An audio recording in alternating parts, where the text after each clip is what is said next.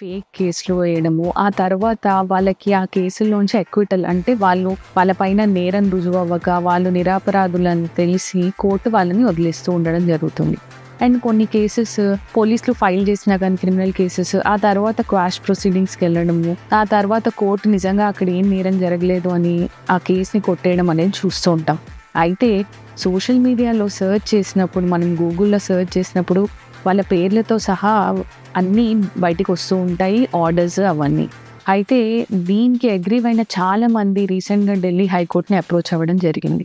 Delhi హైకోర్ట్‌ని approach అయ్యి, మేము చాలా కేసెస్ సెటిల్ చేసుకున్నాము. మేము నిరపరాధులం. కొంతమందికి అక్విటల్ వచ్చేసింది. నిరపరాధుల్లాగా బయటికొచ్చినా గానీ విత్ క్లీన్ హ్యాండ్స్ మమ్మల్ని ఈ డిజిటల్ పనిష్మెంట్ అనేది వేధిస్తోంది. మా తప్పేం లేకపోయినా అని వీళ్ళందరూ ఆర్టికల్ 21 కింద కోర్ట్‌ని అప్రోచ్ అవ్వడం జరిగింది. అయితే కోర్ట్ ఏం చెప్పింది అనంటే ఇండియన్ సిస్టము ఓపెన్ జస్టిస్‌ని ఫాలో అవుతూ ఉంటుంది.